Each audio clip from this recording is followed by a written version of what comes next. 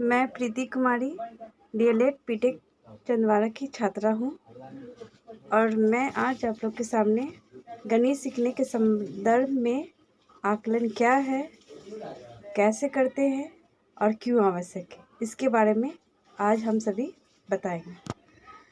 सबसे पहले आकलन क्या है? तो आकलन का मतलब अनुमान लगाना या इसको इंग्लिश में कह सकते हैं गेस करना। जैसे हम लोग दिनचर्या में कुछ भी जो भी काम करते हैं तो एक आकलन के अनुसार ही हम कुछ सीख पाते हैं।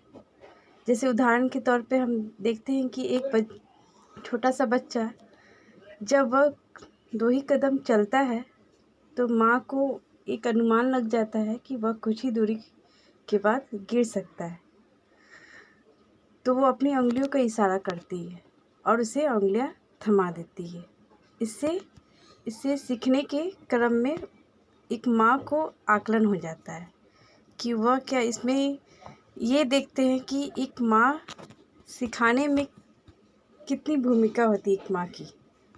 दूसरा उदाहरण दे सकते हैं, यह कक्षा में ही देख लीजिए। अगर हम 2 कक्षा के बारे में बताएं तो एक कक्षा में अगर शिक्षक आते हैं तो पाठ्य पुस्तक की सहायता से कंटिन्यू बच्चों को पढ़ाते रहते हैं, रुकते भी नहीं हैं और उन्हें अनुमान लग जाता है कि मतलब कि मैं जो भी बातें बताता हूँ वो उनको अनुमान लगता है कि ज़्यादा से ज़्यादा शब्दों को बताना, अपनी बातों को ज़्यादा से ज़्यादा शब्दों को बच्चों को बताना, और उन्हें अनुमान लग जाता है कि जो भी हम बता रहे हैं बच्चे उन्हें अच्छे से सीख पा रहे हैं और उनकी सिखाने में कोई बदलाव नहीं रहता है।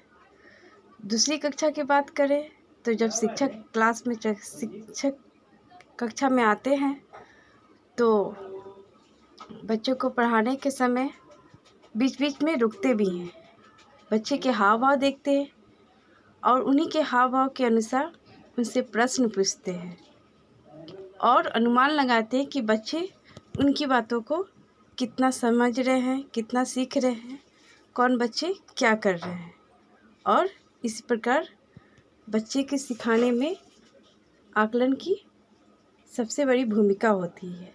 शिक्षक ही अनुमान आकलन करके ही बच्चे को सिखा सकते हैं कि बच्चे उनकी जो सिखाने में जो कितनी भूमिका रही, उनकी जो सिखाने में कितनी सफलता रही, ये आकलन करके सिखा सकते हैं।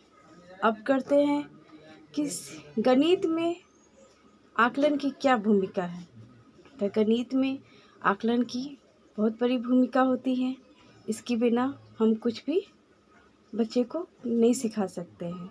आकलन से ही अनुमान लगा सकते हैं कि कौन बच्चे किस प्रकार का क्या सोचता है या क्या कैसे बनाएगा, इसके बारे में या कितना सीखता है।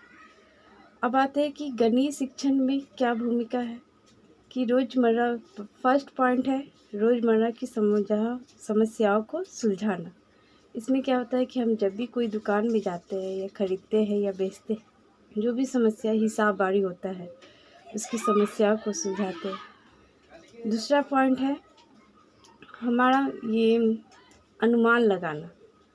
अगर हम जब तक उसका अनुमान नहीं लगाएंगे कि ये कितना, मतलब अगर ये हमको कितना मात्रा में लेना है, कितना ये सामान लेना है, कितना ये होगा, तो इसके बारे में अनुमान जब तक नहीं लगाए तब तक कुछ भी नहीं होगा।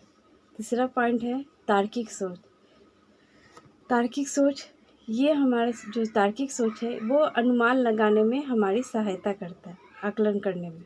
ये सोच, तार्किक सोच, जब तक हम अपने तार्किक सोच से सोचेंगे नहीं कि ये कैसे हुआ, क्यों हुआ, तब तक इस पर कुछ नहीं हो सकता है। फिर चौथा पॉइंट है संबंध बनाना। जब तक अपनी समस्याओं से जुड़ेंगे नहीं, जब तक उससे अपनी समस्याओं के बारे में समझेंगे नहीं या उसको सुलझाएंगे नहीं, तब तक इससे कुछ भी नहीं जुड़ सकता है। चौथा है दृश्य अधिगम। मतलब हम किसी भी चीज़ को हम देखकर या महसूस करके आकलन कर सकते हैं।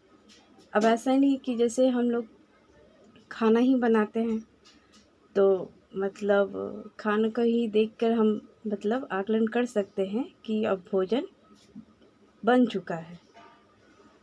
तो उसी प्रकार मतलब हम किसी भी वस्तु दृश्य अधिगम इसलिए कहा गया है कि हम किसी चीज़ को देखकर आकलन कर सकते हैं। ये रहा हमारे गणित शिक्षण में आकलन की क्या भूमिका है। अब आते हैं कि हमारे गणितीय शिक्षण की भूमिका में आकलन का बहुत ही हमारा इम्पोर्टेंट महत्व है। इसके बिना तो ये तो हम बता ही चुके हैं कि मतलब इसके बिना कुछ भी बच्चे को आकलन करना संभव नहीं होता है कि वो बच्चा किस पर। जब भी विद्यालय में शिक्षक पढ़ाते हैं आते हैं तो वो अपने परिवार से या विद्यालय या समाज परिवार में जो बच्चे को देखते हैं उन्हीं के आकलन के कि बच्चे के साथ हर समय किस प्रकार का आकलन होता है। शिक्षक इस बातों को ज़रूर ध्यान देते हैं। जो भी उनके परिवार में हो या समाज में हो या विद्यालय के बच्चे हों या उनके माता पिता या परिवार से हर समय उनका आकलन किस प्रकार होता है, उसी के आधार पर शिक्षक जो होते हैं वो बच्चे का आकलन के अनुभव के आधार पे बच्चे को सिखाते हैं। आज का हमारा यही टॉपिक ख़त्म हुआ। अगर अच्छा लगा तो ज़रूर लाइक कीजिएगा। आज के लिए धन्यवाद।